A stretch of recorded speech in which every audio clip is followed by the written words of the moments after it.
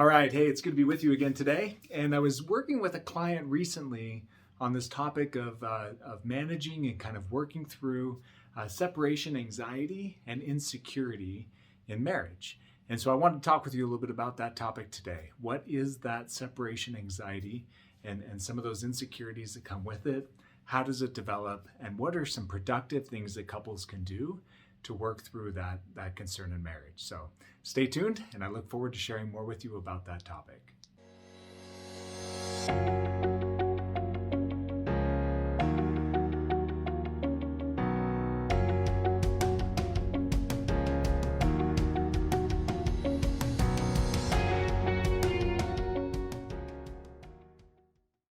Okay, so separation anxiety. A good definition for separation anxiety is anytime an individual, and particularly today we're going to be talking about in a relationship like marriage, anytime an individual has anxieties and insecurities attached to distance from their partner, right? So times that we're going to spend apart from one another, the internal kind of struggle, anxieties, insecurities about that time away, about that time in separation.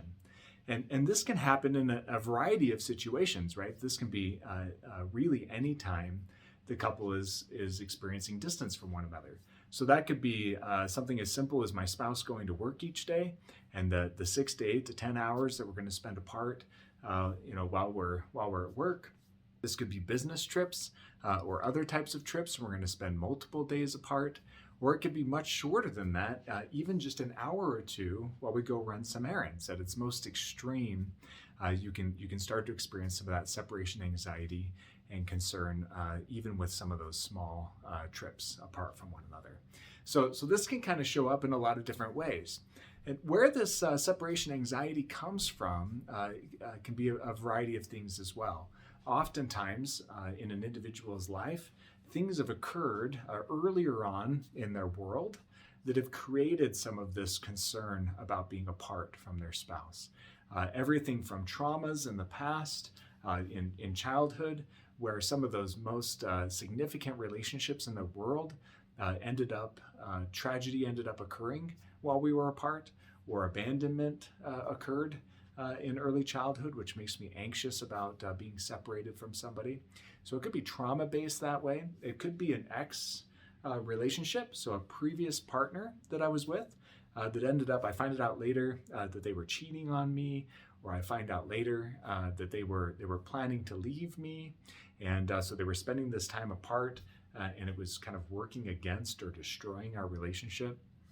And then sometimes it can come just out of insecurities in the self-concept and the self-esteem. So an individual can kind of have an experience internally where they're just not as confident as they ought to be, as confident as healthy would make them. And because they're not healthy in that way, that they just don't have a real strong self-esteem, there's this insecurity about being disconnected from their partner, that somehow their partner is going to slip away from them, or decide that they found somebody better, or just that it's hard for them to feel good about themselves if their partner isn't constantly there reassuring them and supporting them and showing them attention and affection, right? So a variety of things. And if you find yourself struggling with this on a pretty significant level, especially if you experience the separation anxiety issue when it's just a couple of hours that we're going to be spending apart, I'd really encourage you to get some individual support and kind of address and work on what are those core issues associated with this anxiety, right? And is there some healing that I can do with an individual therapist, right? Or is there some strategies I can take from some individual coaching that could maybe help me through this? You might even talk with your primary care physician about some medication options that can kind of ease and soothe some of those anxieties that you feel. Because if just a few hours are creating this insecurity, that can be a pretty extreme anxiety that you might be dealing with. But jumping back into this topic about what can be done, right? If you find yourself in this situation, what can be done to help in your relationship to soothe some of that anxiety? And let's talk first about the individual who's doing the leaving, right? So let's say that my partner has separation anxieties and insecurities when we're apart, right? And so what can I do as the spouse of that individual, right? Like, what are some things that I can do? And 3 principles we're going to talk about. They are invite, miss, and then reunite. Okay? So invite, miss, and reunite. So let's start with invite, right? One of the best things that you can do if your spouse, your partner, has this kind of separation anxiety concern, one of the best things you can do is to invite them, right? So invite them to come with you as often as the situation permits. Now, that's not always going to be an option. It would be very awkward maybe if you're going into the office for 8 hours and you invite your wife and you're like, don't worry about my wife being here. She just misses me a lot when we're not together. So she's going to sit at my desk too while I work, right? That's not always a possibility to invite along with what you're doing. But in the situations that you can, maybe you're going to the gym, maybe you're running some errands, maybe you're going to go out to lunch as a break at work, right? It can be a nice opportunity to invite them to be with you, to invite them to come along, right? And if it's a business trip that's going to be out of town, we can both get work off and she can come with me. I might go to the conference during the day. She'll find something else that she can do, during the day. But there's an opportunity to connect in the evenings or maybe around a lunch break, right? This invitation, the reason this invite principle is helpful is because it's very reassuring to my spouse that says, I desire to be with you, right? My preference is having opportunities to spend time with you. So I'm trying to invite in order to reassure, right? That when it's a situation that works, my preference is always that you're there. I love being with you. You're my favorite person. There's nobody else in the world that I enjoy being with more, right? So that invite principle is helpful. And it's important because sometimes when we deal with this concern of separation and insecurities and anxieties, right, you can start to feel suffocated by your partner, right? That they're wanting to be with you so much that sometimes you get in this place where you look forward to time being away from them. And that energy can even be picked up on in the relationship. If you haven't seen our feedback loops video, for example, check that one out, right? We talk about the way in which we can feed off of each other in these loops in a relationship, and this is one of them, where sometimes that insecurity can drive such intense desire to be with me that I start to feel suffocated by my spouse. And so I actually look forward to opportunities to be away from them versus inviting them, right? So less and less I'm inviting them because more and more I just want space. Not because I don't love them, but because I need to breathe sometimes, right? In the relationship. So this invite principle is important, right? If you found yourself never inviting them anymore, and in fact looking for opportunities to have excuses to be away, you may want to kind of introduce this invite strategy. It's important to be able to invite them to be with you, right? So invite, that's the first one. The second one is to miss your spouse, right? So to be vocal about that missing, right? So when I have to go to work, for example, it could be a nice opportunity to say, hey, I love you. Hey, I'm going to miss you, right? Like, I hope you have a wonderful day. And then maybe midday, I might send a text, right? Again, just this reassurance principle. Hey, just thinking about you. Hope you're having a great day. Miss you, love you, right? And as I come home at the end of the day, right, this opportunity to reunite, which we'll talk about in a minute. Again, kind of driving home that I missed you experience, right?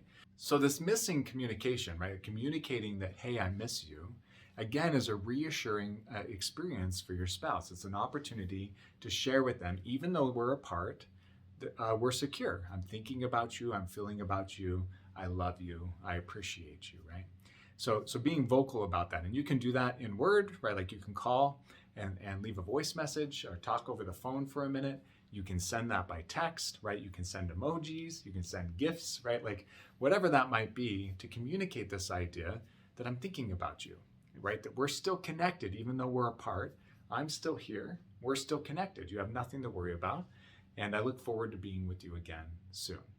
So to miss, right?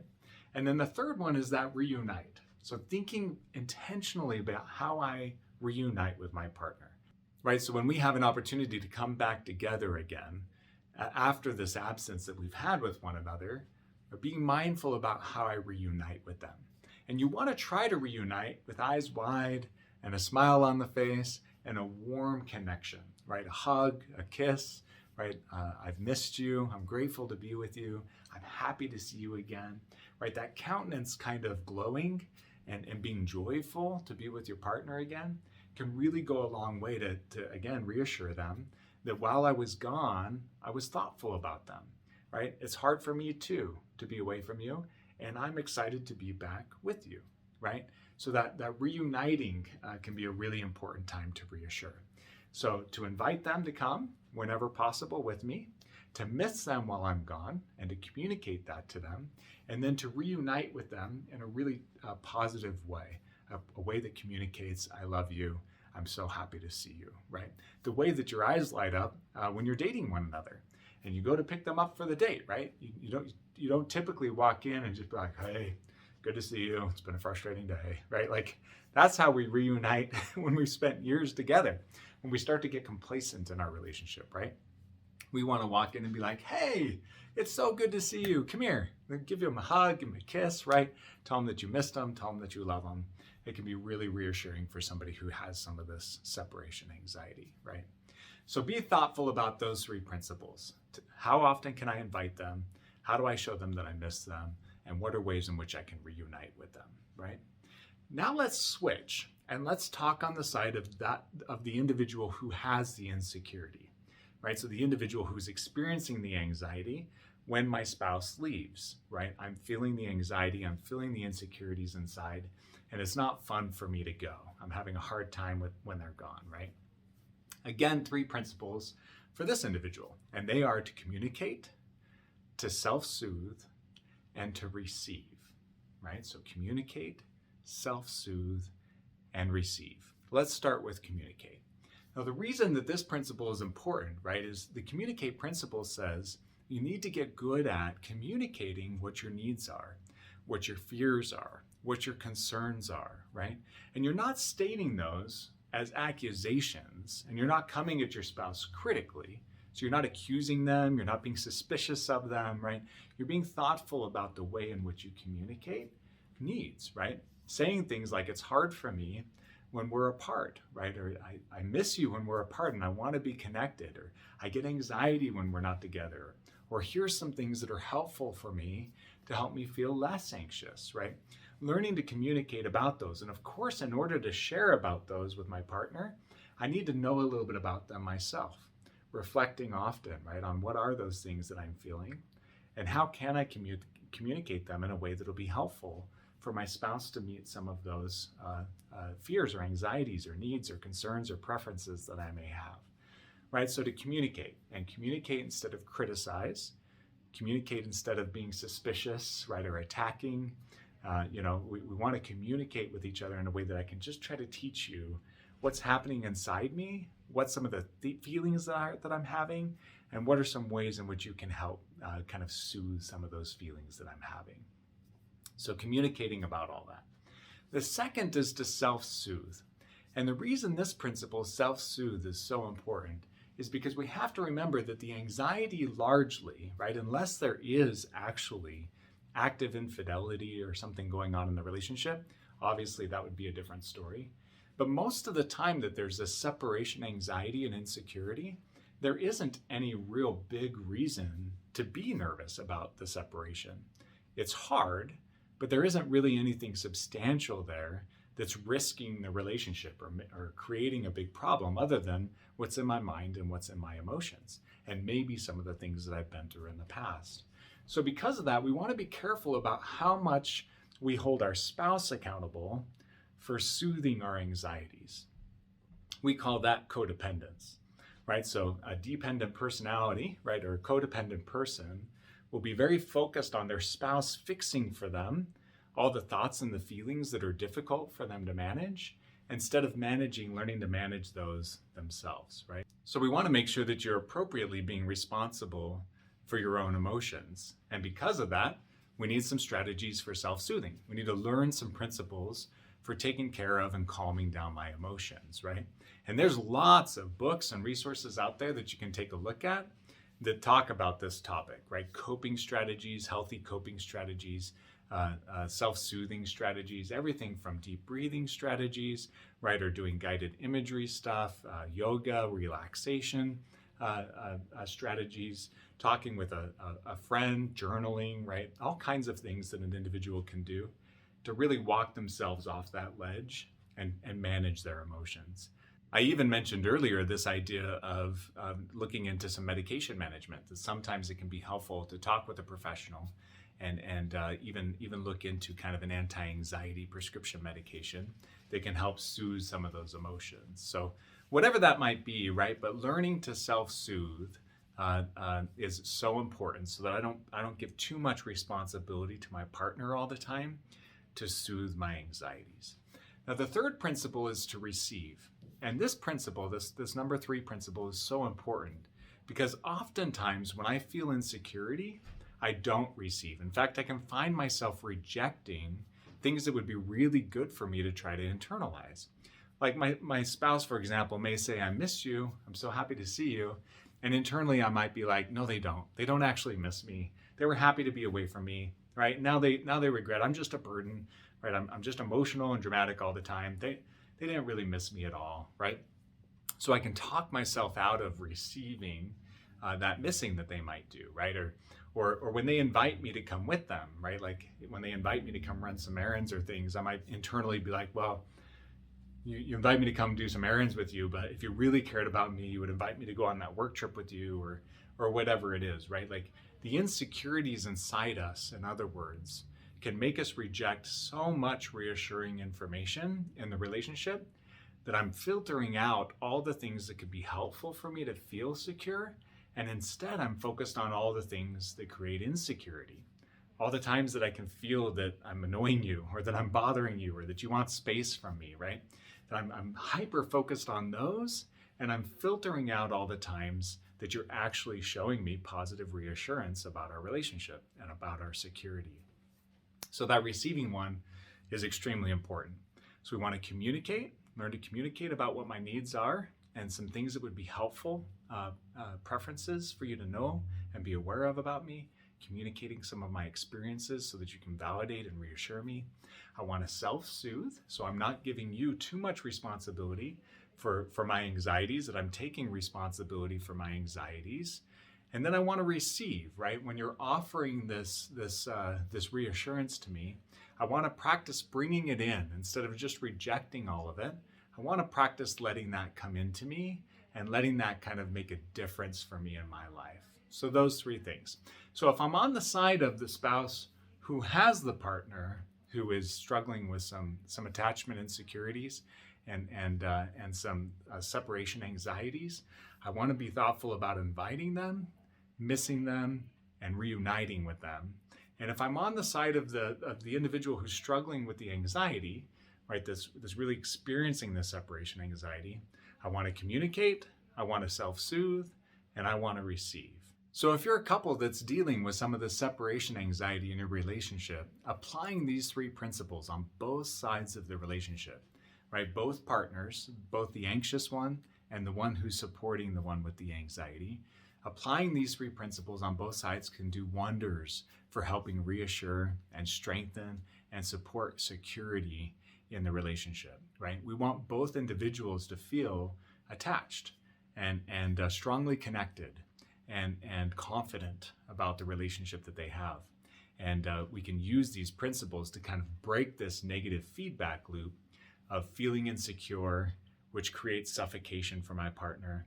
And then my partner feeling suffocated and pulling away from me, and that pulling away, feeding my insecurity and making me want to latch onto them even stronger with suffocation, which drives them away a little bit more and then promotes them pulling away, kind of promotes my insecurities, right? So we want to break out of that feedback loop, and these 3 principles can help. Now, if you find yourself in a situation that you're trying some of these and you could use some coaching support, feel free to reach out to us. You can work with one of our relationship specialists, and they'd be happy to offer you some coaching and support that way. If you find yourself struggling with some pretty deep anxiety, you might consider getting connected with some counseling services, some therapeutic services, and maybe even talking to your primary care physician or a psychiatrist about the possibility of some medication that can help soothe some of that anxiety. And then, of course, take a look at our video courses if you haven't already. There's several of those video courses that can really help with some of these principles, right? The Advanced Communication Strategies video course really goes into language that you can use and perception and the role of perception and feeding anxiety, right? And creating kind of this withdrawal from one another. You could take a look at our video course on the Remember module, right? And taking a look at the role in which the lens plays in affecting my emotions and driving behaviors in the relationship that create some of these negative feedback loops. So those are both excellent ones. Also take a look at our Maintaining Intimacy and Sex video course, especially part 1. It talks a lot about language to build emotional connection and confidence and intimacy in a way that's really reassuring to the bonding and the attachment and the sense of confidence that two people share in their relationship with one another. So check out those video courses. As always, like, subscribe, share our content. We are on a mission to help couples everywhere. And almost everybody knows somebody who could use this type of content, right? So please subscribe to us, help our channel grow, and help us reach more and more couples out there that could really benefit from these principles. So it's wonderful being with you again today. We hope you have a great day, and we'll talk to you again soon.